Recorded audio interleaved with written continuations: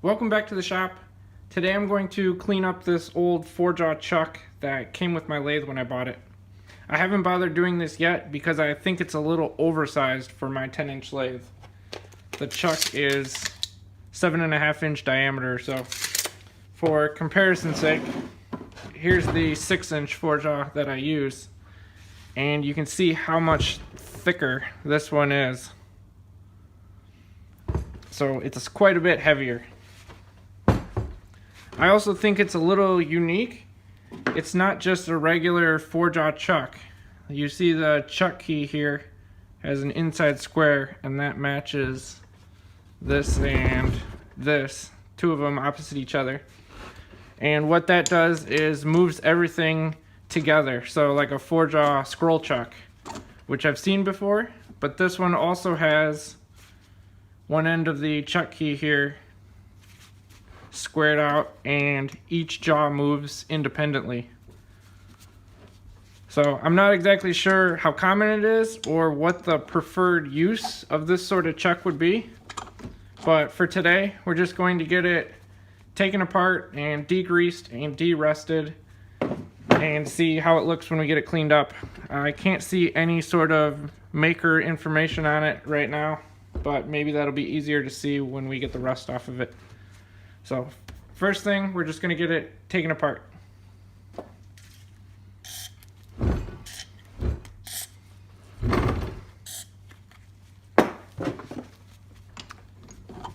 And I'm assuming I should just be able to back these all the way out like a standard 3-jaw scroll chuck.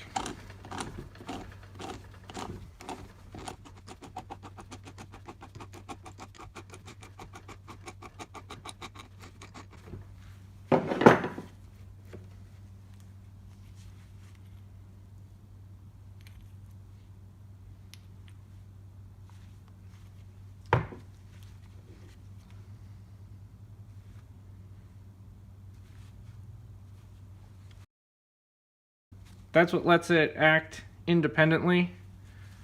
This rides in the scroll down in here, and we'll move all of them at the same time. And then this threaded portion here will act just on this jaw, just like a normal 4-jaw chuck would be, independent 4-jaw chuck. And I'm assuming these should all be numbered to match somehow.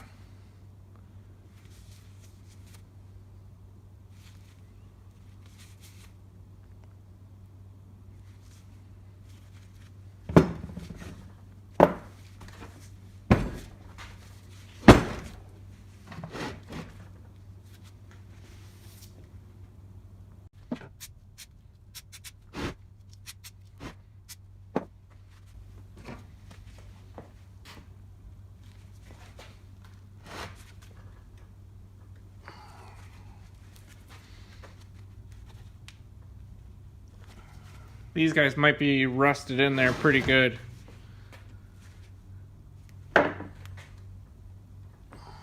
So I think I'll let them sit for a little while and then hit this with some heat and see if we can free these up to get the back plate off and hopefully be able to get out this portion and the scroll. I'll let this soak overnight with some penetrating oil around each of these 3 screws. And so now we'll try hitting the chuck body here with the heat and see if we can break these loose. I also just quickly wiped these up and noticed they are numbered. You can see BT2 up here on the top part of the jaw, and BT2 right there on the bottom. And it also says Dew Company, DEW. So never heard of them, not sure who that is. But let's hit this with some heat and see if we can break these loose.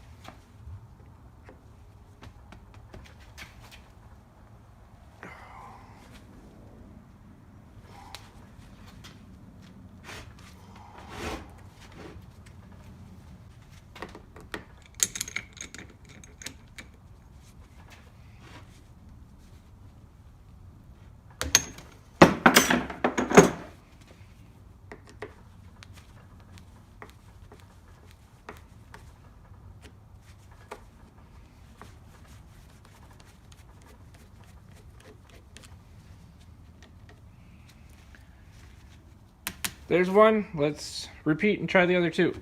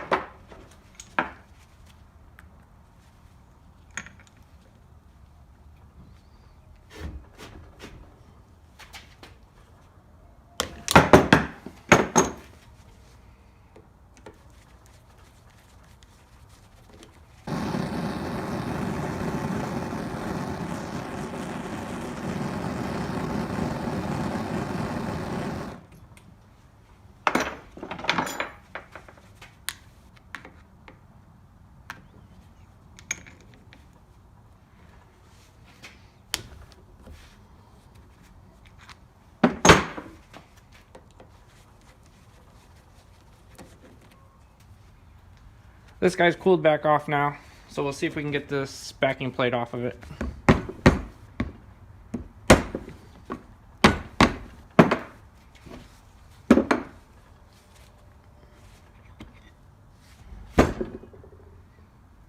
That came off a lot easier than expected.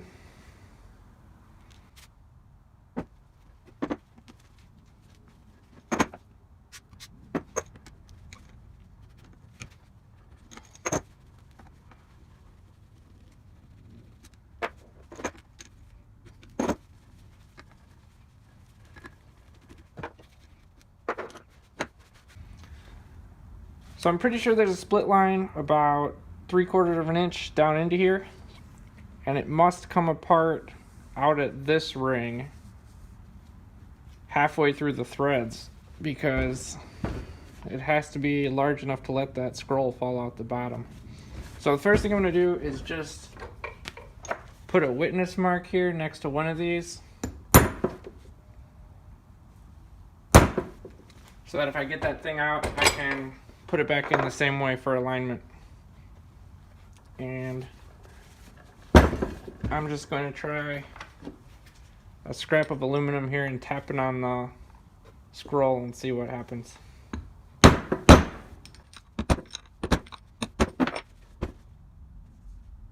Can't really tell it move at all.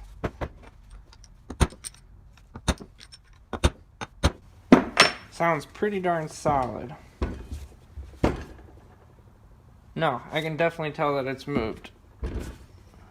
I don't know if you can see that ridge, but this piece used to be sitting inside lower than this piece, and now it's sticking out proud there. You can see the threads no longer line up. So it's moving. I used that piece of aluminum and hit directly onto the scroll for a little while, and we got it started coming out here. I don't want to beat on the scroll too much, and I think that these are going to be in the way from that thing dropping out the bottom. So hitting on it much more, I'm going to be running into resistance on these. So instead, I've got another piece here. I don't know if you can see where it's coming apart down in there. Yeah, you can see where it's splitting open. So I'm just going to try to use this chunk of aluminum and hook that inner corner, and then we'll see if we can tap it out.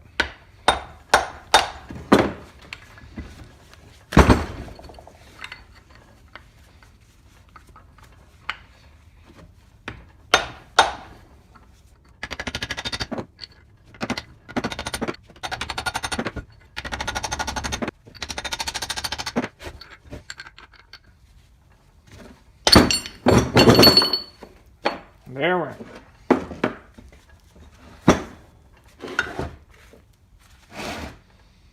So there's the bottom of the scroll. These guys come out here.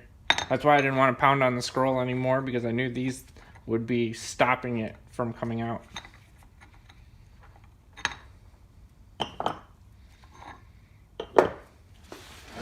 And then the scroll should just fall out the bottom.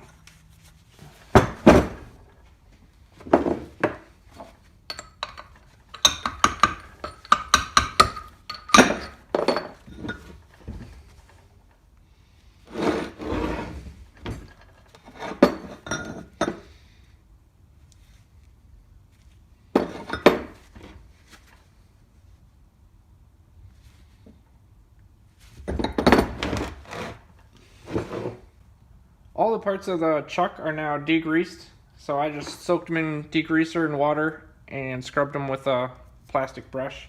And that gets off all the grease and oil and loose rust, packed in chips, stuff like that. So there is some rust on this thing, obviously, but it's not that deep. There shouldn't be that much pitting or anything. Maybe a little bit right there, but not all that much. Mostly just surface rust. So the next step is to find the suitable bucket. I just got a nice small one here that should barely just fit the body of the chuck. And we're going to soak everything overnight in Evaporust. This is Rust Remover, just another brand name. And I'm going to leave it in there for about 12 hours or so.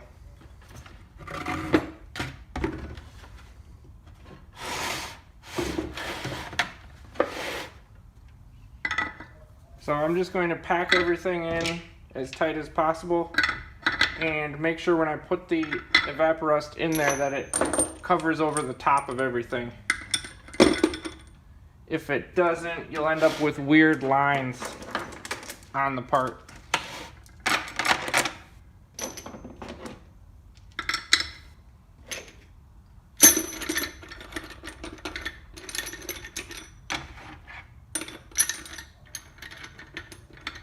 So we'll start with that and fill it up and see how much more room we have on top. This stuff turns black and dark as you use it up, but you can keep reusing it for quite a while until you notice it loses its derusting ability.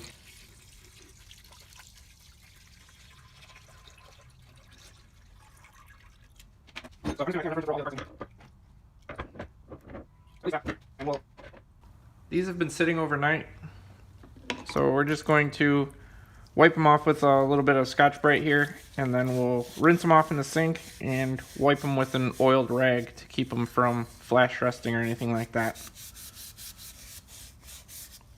So you can see this stuff works pretty well for not having to put in much work. Gets off the rust nicely.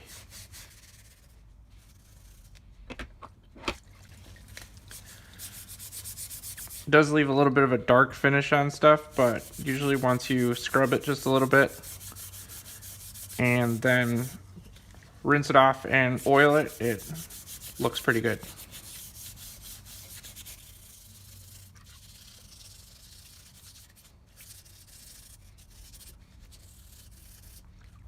So let me get these parts all cleaned up and rinsed off, and I'll throw the back plate in the Evaporust and let that soak for a few hours.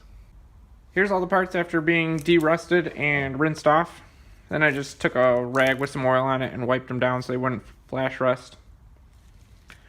There really isn't much on this thing as far as maker marks. There's a bunch of numbers all over.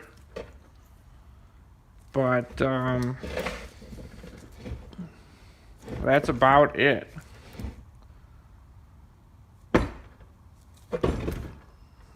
Another number on the front here. Don't see any names or any sort of writing like that. Not on the inside either. BT says that all over the place on a lot of the parts.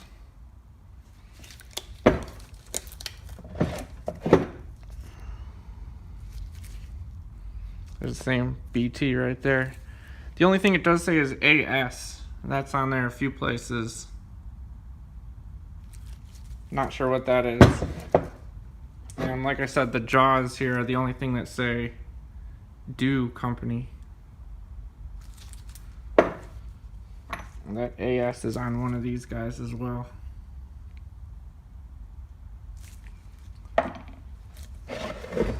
So anyways, it looks a lot better than when we started. So let's get it put back together. This guy should just drop right in here. And I'm going to put a little bit of grease on the back side of the scroll.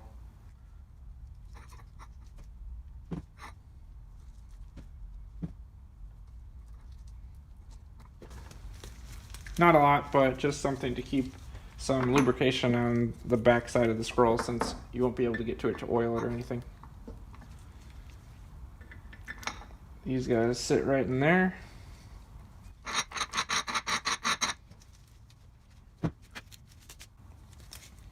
And then we'll line up our witness marks here that we made when we took it apart.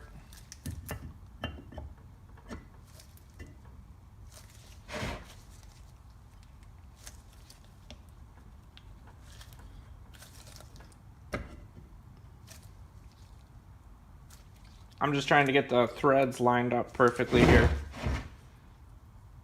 so that it is in alignment when I push it in.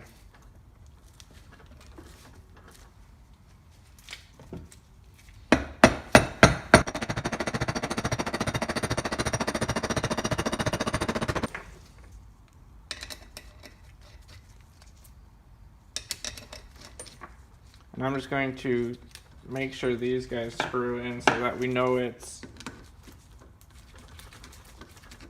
aligned correctly and it's not off just a little bit before we tighten up these.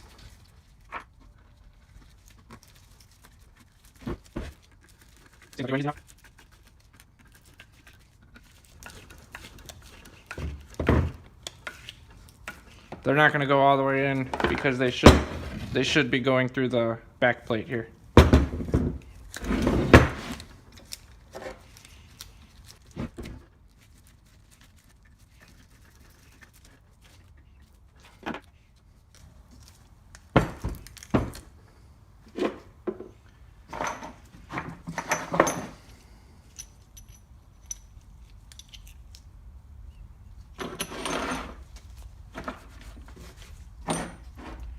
Now these are all numbered to match, so you just have to find the matching sets. The screws should all be the same though.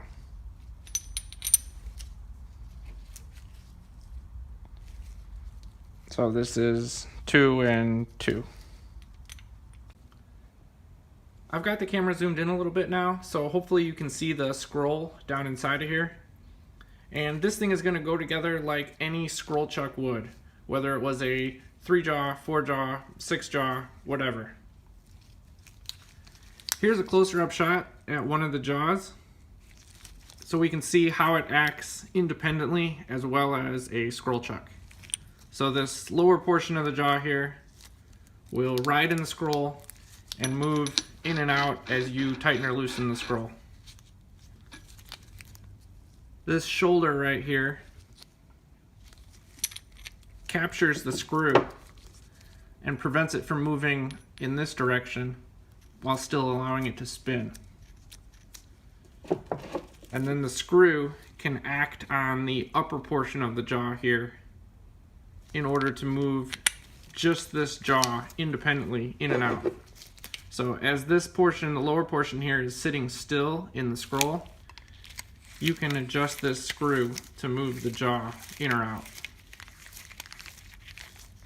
And that's what lets this thing work. To put this thing together, we're going to start with jaw number 1.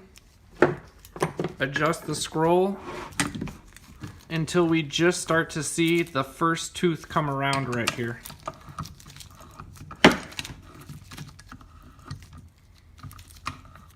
So there is the start of the scroll. We're going to back it off just a little bit. Before we put our jaw in, we're going to oil it just a little bit. A little on the screw here. And a little bit in these grooves. Don't want to go carried away with the oil because it's just going to get slung out when you first use the chuck. That'll slide right in there, keep a little bit of pressure on it, and start to tighten the scroll.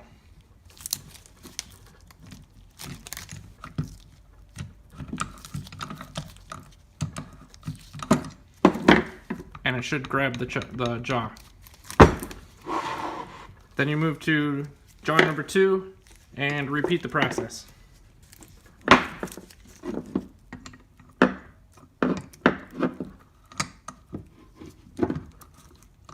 So there's the start of the scroll again. We'll back off a little bit and repeat just like we did with the first job.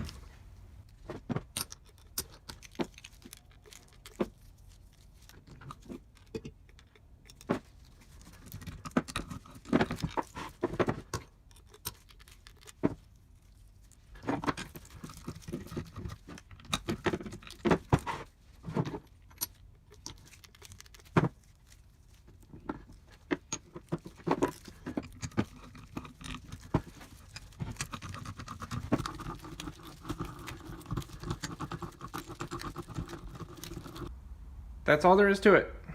We got a cleaned up chuck, no rust, oiled, and ready to go. I'm gonna leave the back plate off for now because this is the wrong size thread for my lathe, so I can't use it anyways. So I'm gonna decide if I either wanna make a new back plate so that I can use this thing, or just leave it as is and trade it off or something like that. I would like to know more about it. If anybody knows any idea of where they think it might have come from, or how old it is, I would be happy to hear in the comments below. Also, what the exact preferred use is for this chuck. I suppose maybe some sort of production work on odd-shaped parts, where you can get the jaws set independently close to where you need them, and then use the scroll portion to move them out and swap out parts back and forth. But not sure if it has much use in the home shop. Thanks for watching the video. I'd like to hear what you guys thought about it. Let me know in the comments.